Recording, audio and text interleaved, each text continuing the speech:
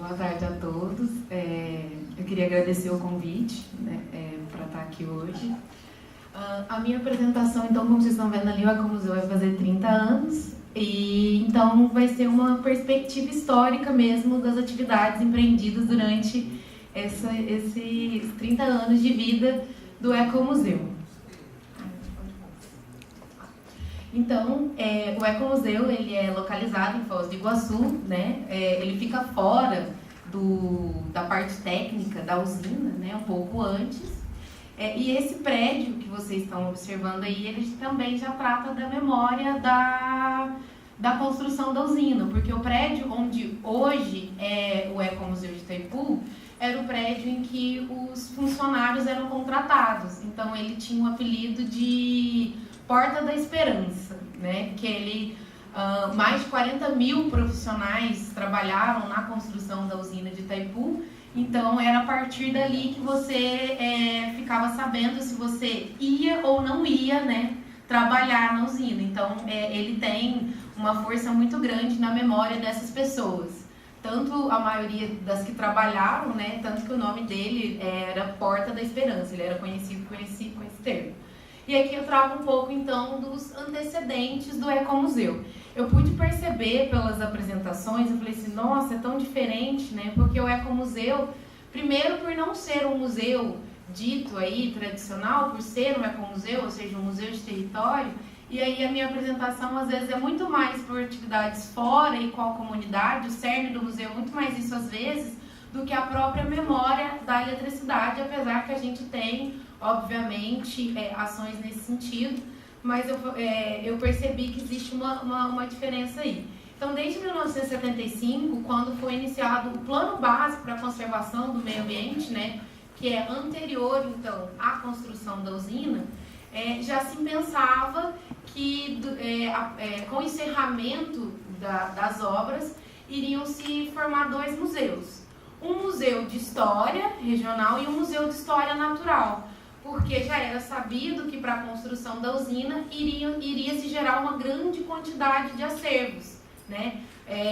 Acervos arqueológicos, da pesquisa arqueológica. Então, já nesse momento, 17 anos, na verdade, antes da conformação do Ecomuseu, já se tinha no plano básico da usina a construção dessas duas instituições museais, que eu acho que talvez seja bastante relevante, que eu não sei se todas as usinas já anteriormente já planejam, então, a construção não de um, mas de dois espaços museológicos.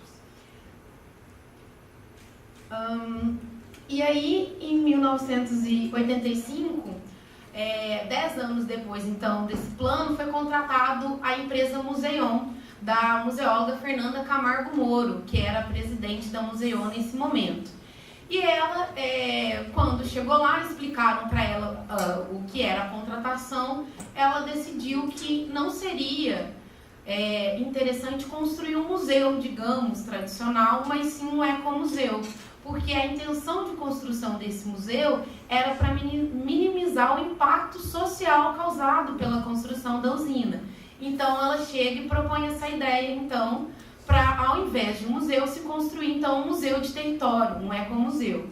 E ali eu vou ler um enxertinho do que ela fala no plano diretor do museu, que ela fala que tínhamos que pensar em um projeto novo, em mexer com essa comunidade estranha, heterogênea, de segmentos mais diversos, sofrida, mexida e, ao mesmo tempo, contente com o progresso. Então, ela entendia que, assim, apesar das pessoas entenderem e acharem positiva a construção da usina, um território muito grande havia sido modificado, né, para a construção de um lago. Então, ela propôs, ao invés de apenas um museu que abrigava coleções, que todo o território, então, fosse entendido como museu.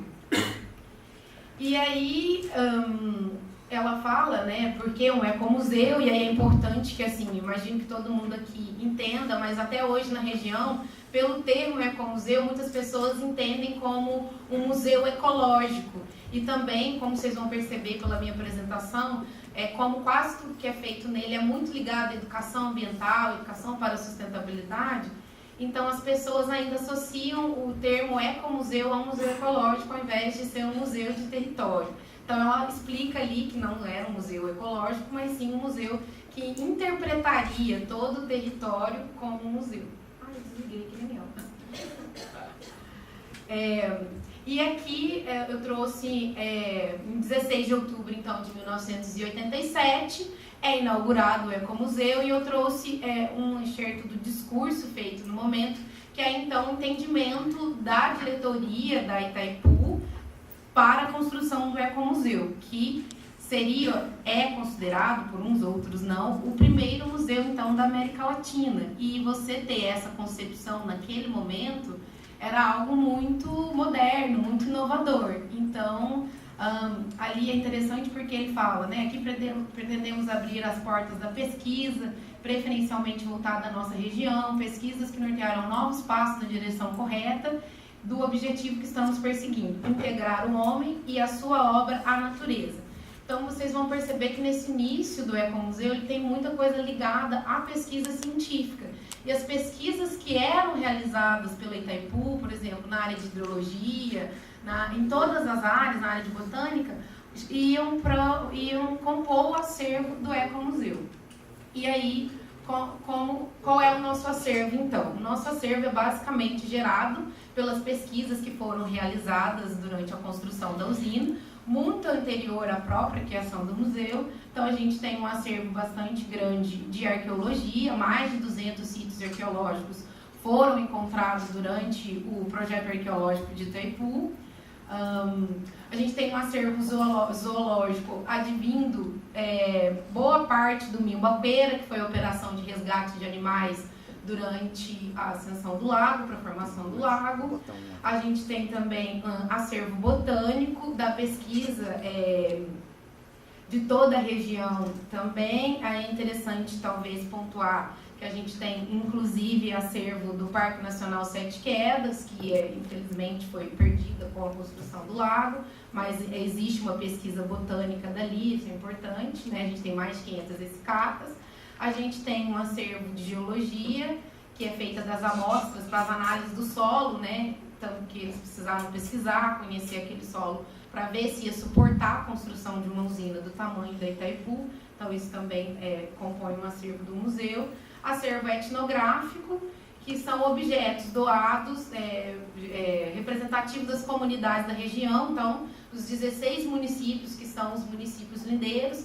Então, a gente tem moendas, roupas, enfim, acervo etnográfico da comunidade da região.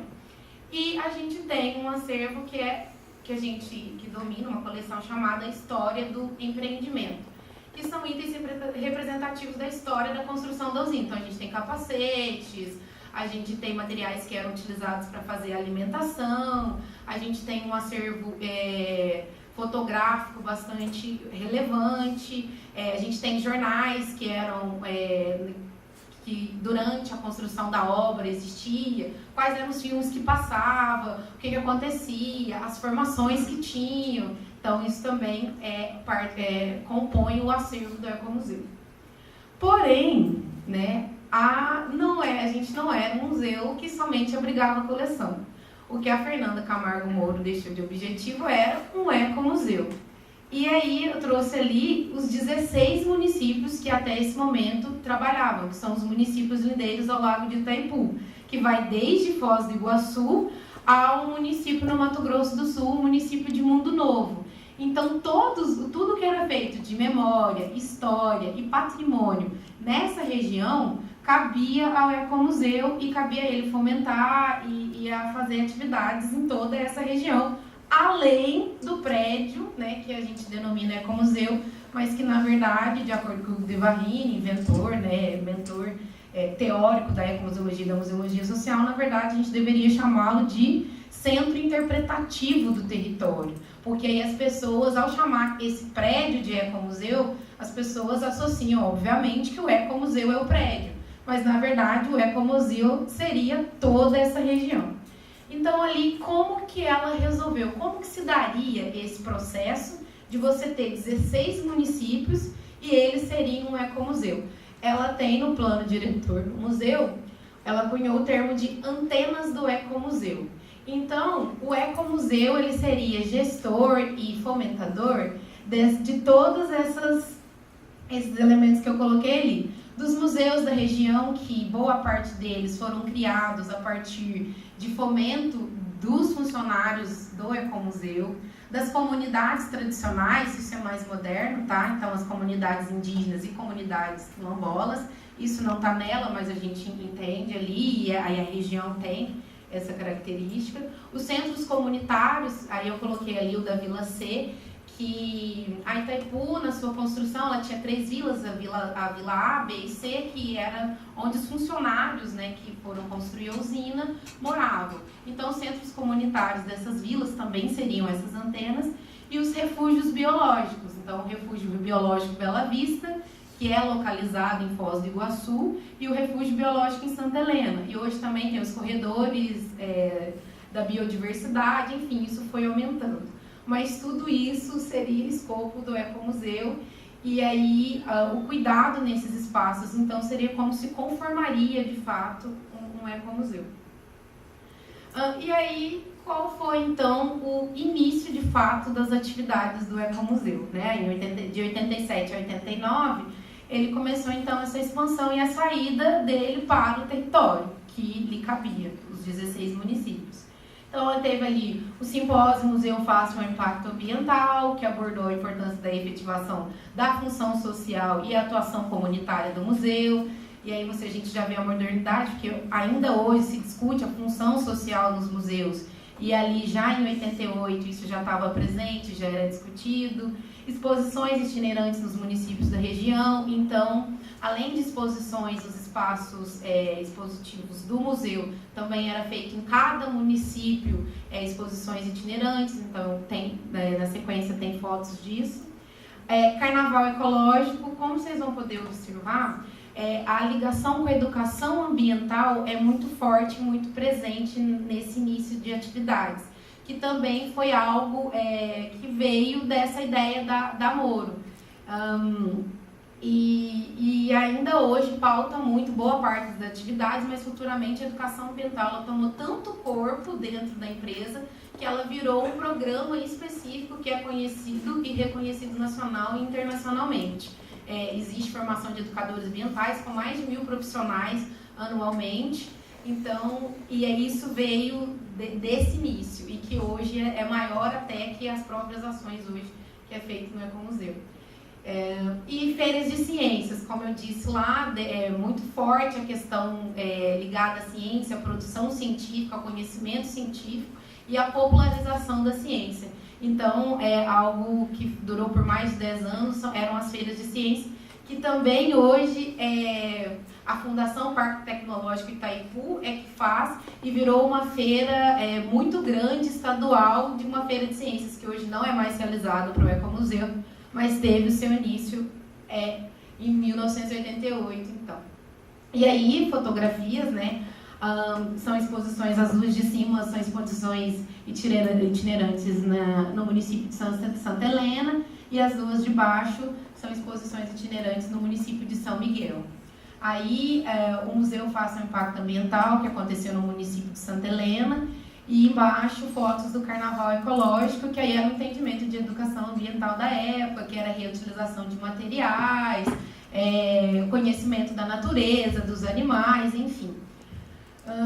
E aí, de 87 a 89, continuando também, a presença da comunidade muito forte no Ecomuseu. O Ecomuseu ele não era fechado, ele era todo aberto. Então, a comunidade, as escolas do entorno, os alunos, eles entravam assim livremente no espaço do Ecomuseu. E sempre tinham atividades. Então, hoje a gente tem uma monitora que trabalha no Ecomuseu, que ela fala, eu vivia aqui, eu tinha que ser mandada embora, porque tinha tanta atividade e eu não queria ir para a escola, eu queria ficar aqui.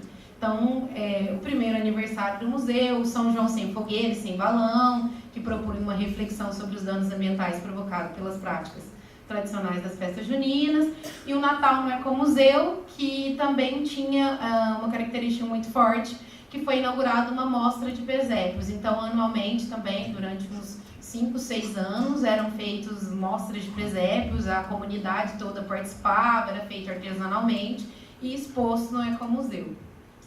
E aí, algumas fotos, né, Semana da Comunidade, vocês vão perceber durante a minha apresentação que todo o evento que tinha haviam apresentações culturais com grupos folclóricos, enfim, grupos da região. Então, ali tem um grupo infantil de dança alemã, que é pela característica de colonização da região, é bastante forte a presença de alemães e italianos, então tinha ali o coral que antecedeu o coral de funcionários da Itaipu, e ali a presença, né, maciça da comunidade que realmente participava bastante das atividades.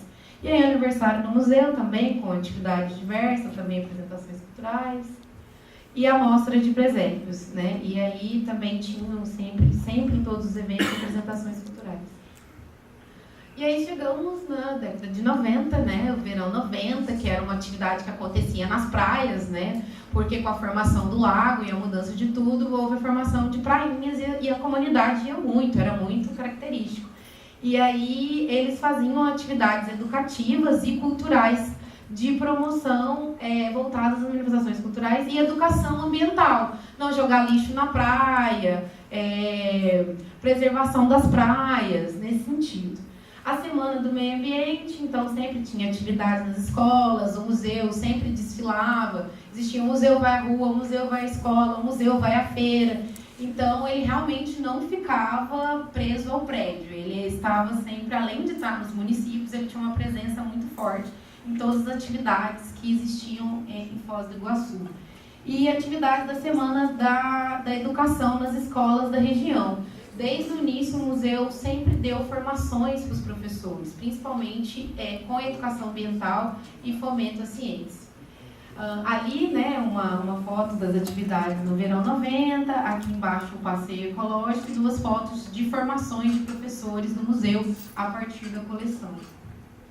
Em 91 e 92, o museu vai à escola e a participação na Rio 92, então é interessante, é sempre marcado essa questão de que mesmo anterior a esse marco nacional e internacional que foi a Rio 92, dentro do âmbito da consciência de preservação ambiental, o Ecomuseu já faziam atividades nesse sentido. Então, mais uma vez, fazer menção a Fernanda Camargo Moro, que foi, digamos assim, teve uma ideia muito moderna e muito completa nesse sentido, né? E aí, mais uma vez, a aproximação dos museus com a escola, né? E também, ali inicia também a educação patrimonial, não só ambiental agora, mas também patrimonial.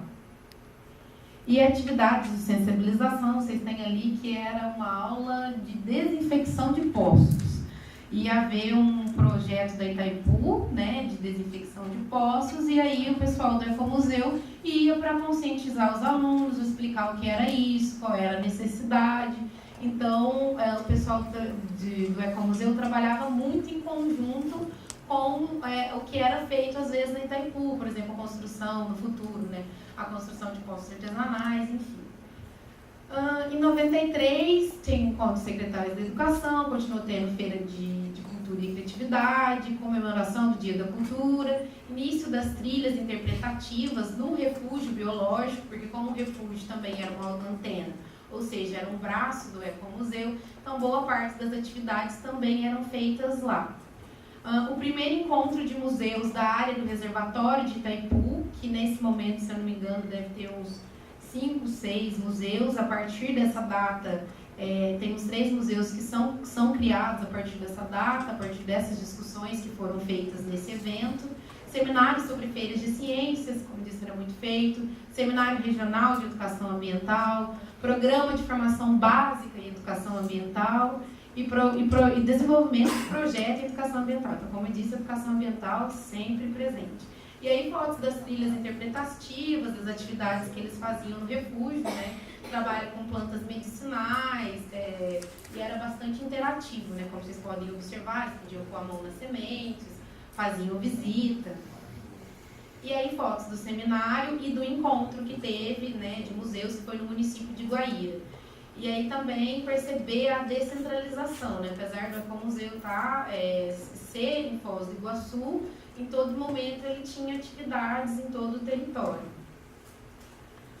Em 1996 foi feita uma pesquisa, principalmente de artistas plásticos na região, que foi conhecido como Olho da Terra. E a inauguração do Espaço das Artes. O Espaço das Artes é um espaço de exposição temporária nosso, que ainda existe hoje no Ecomuseu, e que ele é, digamos, específico para apresentações artísticas, né, exposições de artistas da região. Então, é um fomento à produção cultural e artística da região. Isso foi muito importante porque ali na região não existe muitos espaços dessa maneira, né? Inclusive, o Ecomuseu, ele também tem um papel social e cultural nesse sentido de trazer exposições para a região também, além dos 29 municípios. E oficinas temáticas de museologia, porque criavam-se museus, mas essas pessoas, obviamente, não tinham conhecimento técnico e prático para lidar com essas coleções. Tanto que é uma realidade que vocês vão ver que a gente ainda enfrenta até hoje. Como a maioria dos museus são museus públicos, a cada 4 anos é mudado as pessoas. E realmente não há contratação de, ainda mais na época que existia menos ainda profissionais formados especificamente para trabalhar na área de preservação. Então, o museu sempre trabalhou com formações dos profissionais que trabalhavam, como o museu tinha, sempre teve, na maior parte da sua vida, museólogos e conservadores. Nem sempre houve momentos que não teve, mas sempre teve, né, que é um ganho, é muito raro, a gente sabe disso acontecer. Então, ele sempre trabalhou também com a formação das pessoas na área de museologia. E aí, uma foto do Espaço das Artes, essa é uma artista da região, de Marechal Cândido Rondon, é uma foto moderna, né, mas o espaço é o mesmo, lá no Ecomuseu. E aí, em 97, como cada item que o museu ia tomando corpo próprio, ia ficando tão grande, foi inaugurado o Centro de Educação Ambiental do Iguaçu, que era uma parceria com a Universidade Estadual do Oeste Paranaense e da Secretaria Municipal do Meio Ambiente de Foz do Iguaçu. E aí, nesse espaço, os funcionários do museu, eles trabalhavam nesse espaço. Então, acabaram que um pouco das atividades do museu deixaram de ser realizadas no museu, reconhecidas como museu, e passaram a ser feitas nesse espaço. E também, como eu disse, sempre tinha oficinas no museu e começa aí as oficinas de criatividade. Aí o SEAI, né, que trabalhava fortemente com a formação de professores na região para a educação ambiental, e não só professores, mas como tem ali na foto, policiais, enfim, qualquer pessoa que lidasse, que entendesse que a educação ambiental era importante nas suas atividades, faziam formações e quem dava eram os funcionários do Ecomuseu. E aí as feiras de criatividade, né, que tinha oficina de cerâmica, oficina de máscara, oficina de brinquedos com materiais reaproveitados, enfim. Sempre tinha oficinas no museu, haviam profissionais contratados para dar essas oficinas, era recorrente, e as crianças ou escolas que marcavam podiam chegar, ou até mesmo adultos, sempre tinham essas atividades. E aí teve o lançamento de um catálogo, então, com as pesquisas realizadas de artes plásticas O Olho da Terra, férias no Ecomuseu, gincana ecológica. Aí algumas fotos, festa da criança, enfim. Sempre existia essa série de eventos. E aí as feiras de ciência, né? Que ali eu coloquei uma foto da quinta, mas foram mais de 10 feiras de ciência. E era algo muito forte, que as pessoas lembram muito ainda disso. E o fomento, né, a relação com a ciência, que ainda hoje às vezes é muito distanciado na escola, era muito importante nesse momento. E aí em 2000 e 2002 o museu passa por uma revitalização, no sentido de, porque como ele era um centro interpretativo do território, a exposição que estava lá dentro precisava mostrar então esse território. Então, essa revitalização foi feita a partir de um contrato com um historiador da região, Colodel, e com a Maria Cristina Bruno, né, do MAEUS, do Museu de Arqueologia e Etnologia da USP, e o Maurício Cândido, do Museu de Zoologia também da USP. Foram eles que fizeram um projeto de revitalização do museu. E aí eu trouxe um pouco do museu, né, para vocês conhecerem, não sei se vocês já tiveram oportunidade, não é bem maior que isso, mas eu fiz um apanhado, porque não dá para mostrar tratou. Então, a gente tem os acervos externos, né, que vieram das fazendas, e aí a gente tem a parte que foi feita pela Maria Cristina Bruno e pelo pelo Maurício Cândido, que é a história da região. Desculpa, não dá muito para ver, porque é bem escuro, e ali trata uma linha do tempo da formação da região. Então, tem desde os indígenas guaranis, com acervo, tá? Porque o nosso acervo é representativo de toda essa história. Tem as obragens, os mensus, que eram a forma de economia da época, e depois até chegar em 1950, com a marcha para o oeste, e aí a povoação do oeste paranaense, e por último tem a rua principal de Foz do Iguaçu, e aí depois já é a parte então da construção da usina, que a gente tem maquetes, né, do momento em que ainda estava o canal de desvio, uma maquete representativa do ano de 1982, e nas paredes tem o histórico da usina. E naquela televisão que vocês estão vendo ali, tem o Memorial do Trabalhador. Então foi feita uma parceria com o Museu da Pessoa e foram coletados relatos orais de barrageiros, né, que são como são conhecidos os trabalhadores da usina. E a Itaipu tem um projeto paralelo que chama Memória do Barrageiro.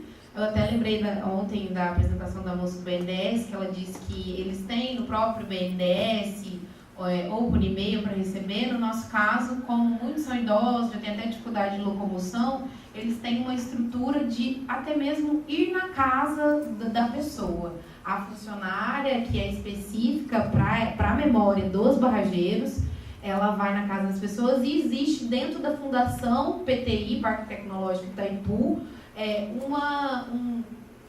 um centro de memória dos barrageiros, que possui a representação de um quarto, como que era, tem uma folhinha do dia, as inscrições que eram feitas nas paredes por eles.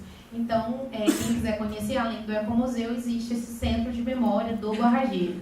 E ali também, não vai dar para ver, mas existem 4.000 fotografias de funcionários. Então, isso também é muito relevante para a memória, que muita gente vai lá, como sempre, o pai, muitas pessoas da família participaram da formação da usina, então eles vão ali se encontrar, meu tio, minha mãe, enfim, todos os trabalhadores da usina estão ali, né? Uma parte, na verdade, 10%. A gente tem a parte de zoologia, né? E um pouco do acervo da memória do empreendimento, né? Que são jornais da época e alguns objetos. É um pouco do museu, tá? Não tem como passar aqui parte a parte. E aí, em 2003, como sempre, existem mudanças na empresa, a Itaipu passou por uma mudança de visão. Que ela deixou de ser, da visão e a missão dela ser a maior geradora de energia limpa e renovável no mundo, e passou a ser, a visão da Itaipu passou a ser a maior empresa geradora de energia limpa e renovável com as melhores práticas socioambientais. E aí, nesse momento, toda a empresa precisou se reestruturar. E dentro dessa mudança, o Ecomuseu ele precisou se encaixar dentro do novo organograma, e ele passou, então, a se conformar dentro do Programa de Valorização Institucional, Programa de Valorização da Memória Institucional e Regional. E foi criado também a Rede de Educação Ambiental e a Linha Ecológica, em parceria com o Conselho de Desenvolvimento dos Municípios Lindeiros ao Lago de Itaipu. Então, nesse momento, a educação ambiental passa de deixar ser feita pelo Ecomuseu, e aí ela é feita agora por um programa específico, que é o Programa de Educação Ambiental. Tanto que o Ecomuseu e o programa que abarca ele hoje, ele está dentro da área de educação ambiental, dentro da divisão de educação ambiental. E aí, então, a área de influência de Itaipu, que era somente os municípios lindeiros, passa agora a abrigar 29 municípios. Então, se antes o Ecomuseu ele era representativo de 16 municípios, agora ele é de 29. Então, se o desafio já era enorme, já era difícil, agora quase que duplicou o desafio. O que é a área de influência da Itaipu? É a Bacia do Paraná 3. Ou seja, são todos os veios, todos os cursos de água que desagam no lago de Itaipu. porque a Itaipu entendeu que não adiantava trabalhar para a preservação somente do lago, né? Para produzir energia, você precisa de água com uma determinada qualidade. Então, todas as ações que são empreendidas pela Itaipu são realizadas nesses 29 municípios que compõem a bacia do Paraná 3. E aí, em 2004, então, depois de muito pensar nessa mudança, foi feita a divisão, então, no Programa de Valorização do Patrimônio Institucional e Regional e a criação do Programa de Educação Ambiental. E aí, com essa mudança, o museu perdeu um pouco de boa parte do que ele fazia, que eram as feiras de ciência, a educação ambiental, e aí eles foram, né, como a colega disse, que teve que se reavaliar e se refazer, foi colocado esse desafio, então, para os profissionais que trabalhavam lá na época, de se reorientar e se refazer. Então, a partir disso, a Maria Emília, que era a profissional na época, que ficou mais de 20 anos no Ecomuseu, ela fez, então, ciclos de memória regional. Ela se voltou novamente para a região.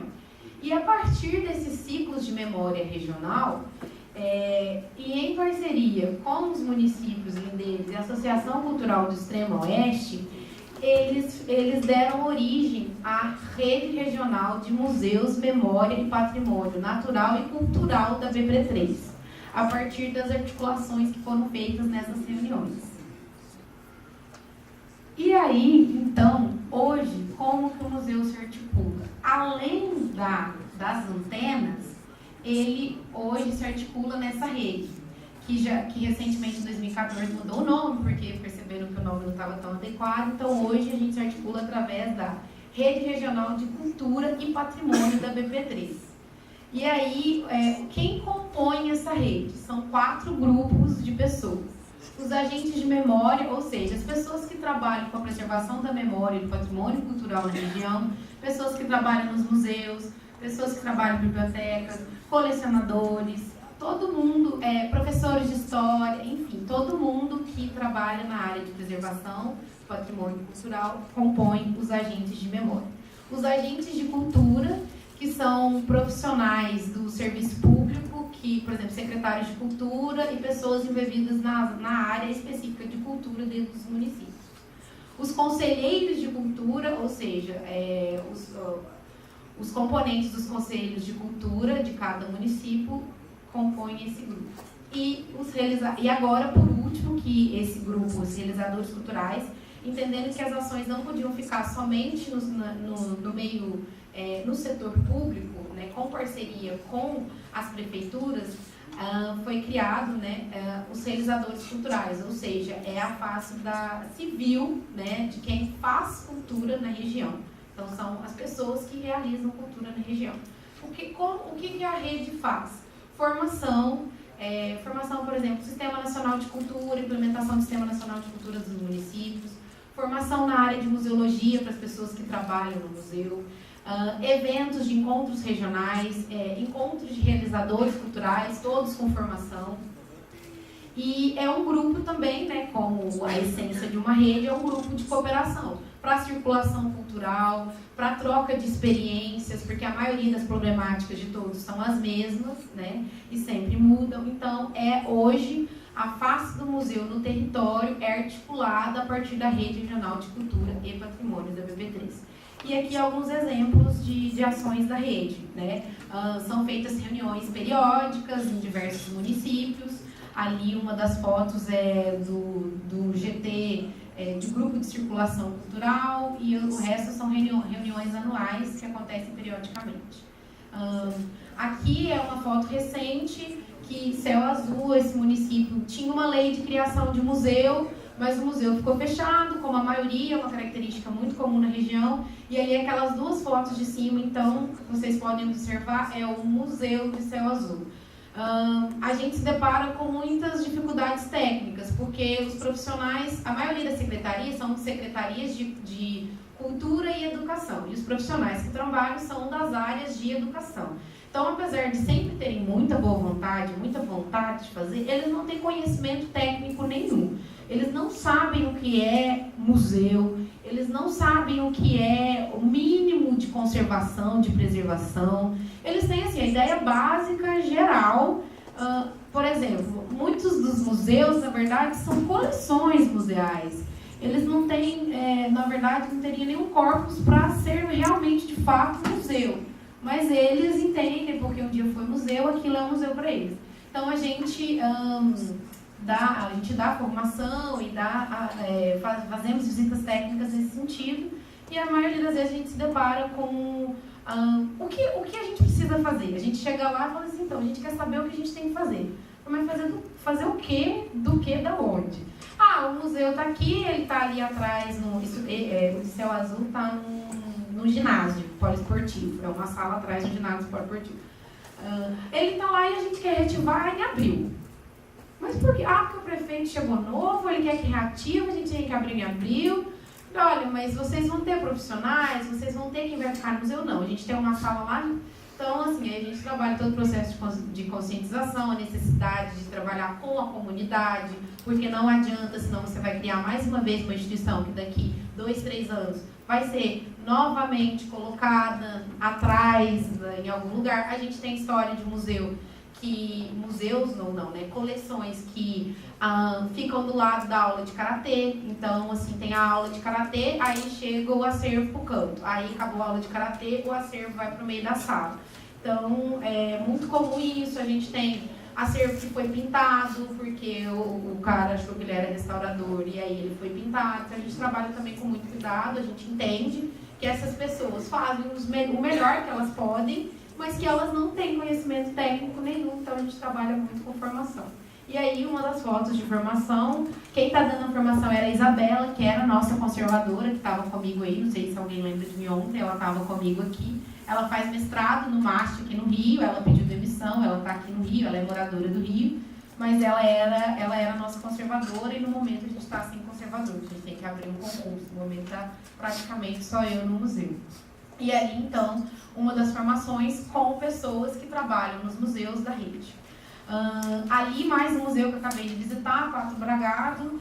Eu acho que não vai dar para ler, mas eu trouxe a foto do meio, é a ata. E na ata eles colocam, então, que a partir daquele momento se conformaria um museu que seria antena do Ecomuseu de Itaipu. E do lado tem uma ficha catalográfica, porque a Camargo Moro, no plano diretor, ela deixou toda a explicação, como seria a documentação, como seria o organograma. Ela foi, assim, incrível, ela deixou tudo exatamente como deveria ser feito. E essa ficha, então, provavelmente algum funcionário do museu foi lá e eles utilizavam. Esse museu tem livro-tombo também, mas não é um museu, é uma coleção que está dentro do centro cultural, colocada lá, não tem nenhum tratamento, não tem nada. Às vezes a gente chega assim, abre um armário e tem um monte de caixa dentro, está tudo jogado. Tem funcionário, o Museu de Arte de Cascavel, por exemplo, a gente foi fazer uma visita técnica esse ano. O funcionário não gostava da obra de arte, ele pegou, tacou tudo na caixa e quebrou, porque era feito de barro.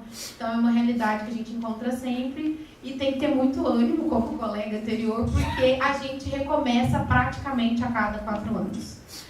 Eu não estou há 3 anos no museu ainda, vou fazer 3 anos agora em novembro, e eu tenho uma apresentação pronta do o que é museu, porque eu sei que daqui 1 ano eu vou ter que começar, daqui a algum tempo, vou ter que começar do zero novamente com as pessoas que vão trabalhar, dependendo da eleição. Então, assim, é muito difícil, porque às vezes a gente não vê o avanço, né? A gente quer avançar e acaba que a gente tem que mais, como temos para hoje, é o que vamos fazer. E ali uma formação com o Perder Soli, não sei se vocês conhecem, que é um conservador conhecido também, com profissionais do museu e da rede. Ali é uma participação nas comunidades indígenas, eles nos chamaram para fazer uma exposição temporária. Ali uma reunião em Santa Helena, que foi feita em 2014, esse ano eu já voltei, é uma casa histórica que eles querem transportar. Aí várias reuniões são feitas, e aí, vamos fazer daqui 1 mês, e nada é feito, mas a gente sempre vai lá, a gente sempre dá informação técnica, olha, faz assim. Eles queriam colocar a casa de madeira na beira do lago, porque seria muito legal. Ele falou assim, não, gente, não tem condição nenhuma. Na beira do lago, do lado de um espaço que era cheio de madeira, que estava infestado de cupim. Eu falei, vai dar 1 semana essa casa aqui. Mas pelo menos é importante porque o museu é reconhecido, então, como esse espaço que possui pessoas que podem dar esse entendimento técnico. Isso é muito importante, porque na maioria das vezes, assim, eles anterior a fazer alguma coisa, eles nos chamam, né? Então isso é legal, porque acaba que a gente, não é bem assim, você tem que pensar na conservação, não é só transferir, você vai precisar de funcionário, qual que é o objetivo que você tem com isso. Então a gente tem já fundamentado por todos esses anos de atividade na região, fundamentado como um espaço que tem pessoas, né, que têm um conhecimento técnico nessa área. E aí, exposições temporárias que a gente faz também, tem uma ali no shopping, tem uma no Museu de Toledo, tem no Centro da Juventude de Foz do Iguaçu, tem no Refúgio Biológico. Então a gente também, além das exposições no museu, a gente também continua fazendo exposições no território. E aí, em 2009, a Maria Emília e o museólogo na época, o Rafael, formado aqui na Unirio, eles tiveram a ideia de construir um centro de memória regional. Porém, essa ideia não foi para frente, é uma ideia que eu pretendo ativar, que eu acho super importante. E foram pegos alguns acervos, mas foi muito pouco. Mas isso se iniciou, houve reuniões, houve a participação do pessoal da região nessa época. E ali o Festival das Águas, que foi o primeiro festival feito a partir da rede regional e dos grupos de trabalho. Um festival musical temático, né, que durou 3 anos, tiveram várias temáticas do meio ambiente, que tiveram várias ações e que é muito conhecido. E aqui, né, o festival, ali a reunião, né, de conformação, então, desse grupo de trabalho que ia construir a memória regional, né, o centro de memória regional, e ali uma roda de memória dos inícios do trabalho desse centro de memória regional no município de Ramilândia.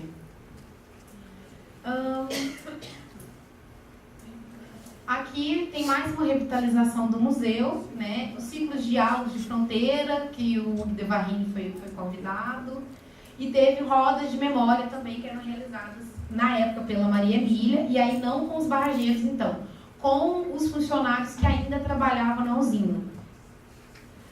E aí é a maquete de piso, que foi praticamente a única coisa que foi implementada no museu. Nessa maquete a gente tem representado todos os 29 municípios, as atividades socioambientais da Itaipu, as aldeias indígenas, o Parque Nacional de Sete Quedas, o Parque Nacional do Iguaçu, as atividades de agricultura, pesca em rede, todas as atividades socioambientais da Itaipu, então as pessoas podem visualizar. E essas telas que vocês estão vendo, os municípios, e foram coletados relatos orais de cada município de moradores e a relação deles com o rio. Então, nessas telas vocês podem ver história do município, fotografias, um pouco da memória e da história do município, e também relatos das pessoas, né, da região desses 29 municípios, que as pessoas podem conhecer um pouco, né, mais também, que aí também a intenção do museu ser um centro interpretativo do território e ter ali, então, os 29 municípios. Tá, ok. E ali a Maria Emília realizando uma roda de memória com os funcionários que trabalhavam no meio ambiente e muitos deles que participavam ativamente das atividades realizadas do Ecomuseu. Então, assim, no início do Ecomuseu, os funcionários das outras áreas participavam. Então, tinha gincana ecológica, que era com os filhos e os funcionários. Os próprios funcionários da Itaipu também participavam. Então, eles tinham uma ligação também muito grande com o museu. Que isso é bastante importante, né? Que acaba você conseguindo no momento de que o museu também passou por não fechamento, mas uma proposta de transferência para a Universidade do Oeste Paranaense. Então, assim, você se relacionar com a comunidade e com os funcionários é muito importante e é o que faz, na verdade, o trabalho ser significativo e ter essa capilaridade. E aí, 2013 e 2004, as nossas grandes exposições. O museu ele não tem, assim, não tinha até o momento e ainda não tem até hoje um recurso financeiro específico para ele, né? A gente fala, o próximo ano a gente tem esse planejamento. Às vezes acontece, às vezes não acontece, como em todos os lugares. E aí, nesse ano, a gente conseguiu fazer grandes exposições. Eu falo a gente, mas eu não estava não, tá? Eu coloco a gente desde o começo, que eu me sinto parte, mas eu só tenho, não tenho nem 3 anos, eu já falei. E aí teve grandes exposições, a Múltiplo Leminski, que foi interessante, que foi visitada por mais de 100 mil pessoas, 100 mil estudantes. Mas como que foi conseguido isso? A Itaipu disponibilizou ônibus para as escolas do município de Foz do Iguaçu que queriam visitar a exposição. Então, era assim, saía um ônibus e entrava outro. Então, o número de visitas foi bastante grande, bastante relevante por isso, por essa estratégia. Foz do Iguaçu é uma cidade relativamente grande, então existem locais bastante distantes do Ecomuseu. Então, isso foi bastante legal. E aí, algumas fotos das exposições, né? E agora, para finalizar, a gente, em 2008, o museólogo Rafael, ele falou da necessidade de construção de uma reserva técnica, né, que o museu não tinha, e agora, em 2016, a gente conseguiu a conclusão, então, dessa reserva técnica. E também, agora em 2016 e 2017, como atividade da rede, a gente teve o primeiro encontro regional de cultura na cidade de Toledo. A gente fez uma visita técnica ao território, a primeira, a gente já fez a segunda esse ano, porque muitas vezes as pessoas não conhecem a região, elas acabam conhecendo, é uma região extensa, são 29 municípios, então para conhecer os equipamentos culturais, para conhecer os museus, enfim, como cada município trata, quais os valores que são colocados na cultura, isso é importante também no aspecto político, porque os prefeitos acabam participando e acabam vendo o que cada município faz e como que, às vezes, determinados municípios colocam um pouco mais de recurso nessas instâncias do que outros. Apesar que, nesse momento, a gente está com 3 municípios, não sei porque teve um boom patrimonial, 3 municípios que estão querendo reativar os seus museus que estavam parados. Por isso, tantas visitas técnicas esse ano a municípios que tinham suas coleções que elas estavam abandonadas, né, e que agora eles querem ativar. E aí teve o 29º aniversário do Ecomuseu, que a gente chamou de Ocupa o Museu, porque em 2008, eu não coloquei ele na apresentação, mas teve um outro aspecto também, que o museu ele era todo aberto, mas a partir de 2008, com a fundação da Fundação Parque Tecnológico Itaipu, a recepção é feita pela parte turística do CRV. Não é de nossa responsabilidade, dos trabalhadores do museu, fazer a recepção turística, então, ou mesmo institucional das escolas que vão lá. As visitas institucionais são gratuitas e a visita turística é paga, exceto o pessoal da região dos 29 municípios, o pessoal da região de Missões e Porto Iguaçu, por ser uma região trinacional, e o pessoal da região do Paraguai não paga, a visitação é gratuita, mas turística é cobrada. E houve o fechamento do Ecomuseu. Então, muita gente da comunidade, naquele início, que tinha sempre muita gente, acabou afastando um pouco e entendendo o museu de uma forma diferente. Então, a gente agora está tentando reaproximar de novo com essas ações. Ocupe o museu, tendo atividades novamente, porque isso realmente teve um hiato aí nessas atividades. E aí eu trouxe um pouco da parte de conservação, como tem a reserva técnica. Hoje, no museu, especificamente, que está trabalhando diretamente com isso, sou apenas eu, museóloga, e a gente tem mais um funcionário que está se aposentando, e aí chegou outro para o lugar dele. Porém, a gente tem a possibilidade de um concurso para conservador, porque a gente tem a vaga que vai ser feito, técnico de conservação, e também, se tiver alguém interessado, abriremos em breve, e também temos 2 estagiários, é o pessoal que trabalha especificamente no museu. E a gente tem, como eu disse, um acervo muito grande que não estava condicionado da melhor maneira possível. A partir da reforma de 2001, boa parte do acervo foi colocado no interior da usina e ficou lá até agora, em 2016, sem o tratamento adequado. Então, principalmente a parte de arqueologia. A gente poderia, falei para a nossa gerente, falei, Leila, eu e a Isabela, que era conservadora, a gente pode até fazer, mas vai demorar uns 30, 40 anos. Mas a gente conseguiria fazer. Então, a gente conseguiu, como demoraria muito tempo, a contratação de uma empresa que fez, então, o tratamento da coleção arqueológica, que hoje está condicionada em sacos de piloque, Ele está na reserva técnica, em caixa de marfinite, está da maneira ideal. E também parte do acervo histórico que estava lá dentro da usina também foi tratado por essa empresa. E aí são fotos da conservação cotidiana, limpeza das vitrines, limpeza do que está exposto, os animais que estavam abrindo, né, que é feito então com acompanhamento, mas é feito com um estagiário de biologia, já que no momento a gente não tem conservador. E aí também a nossa coleção de escata, que o estagiário já finalizou toda a troca dela, toda a troca por um papel com uma qualidade arquivística, uma qualidade muito melhor do que estava, e já está guardado então na reserva técnica. Então já é um acervo que está na sua melhor condição de preservação no momento. E aí uma foto da nossa reserva, desculpa, não é uma foto muito boa, mas ali a nossa reserva, que tem uma sala de quarentena, a gente tem um laboratório de conservação e restauro e tem a própria reserva. E aí uma foto do encontro regional, que também a gente ainda continua tendo sempre apresentações culturais para poder fomentar a cultura da região, né? E esse daí foi o encontro de realizadores culturais, que foi esse ano, e aí a gente convidou o pessoal da Folia de Reis, apresentações culturais alemãs da cidade de Missal, que é bastante representativo ali, e teve um grupo de Coco da Macaíba, que aí era um dos alunos da Universidade Federal da Integração Latino-Americana, que foi como eu, que tiveram várias atividades, todas realizadas para a gente, aquela de arquitetura, de arqueologia, fui eu que dei, não teve curso nenhum, tudo foi feito com funcionários. Um funcionário que faz obras de arte com papelão, ele deu uma oficina, eu dei uma oficina, foi feita uma gincana, então foi tudo que a gente fez.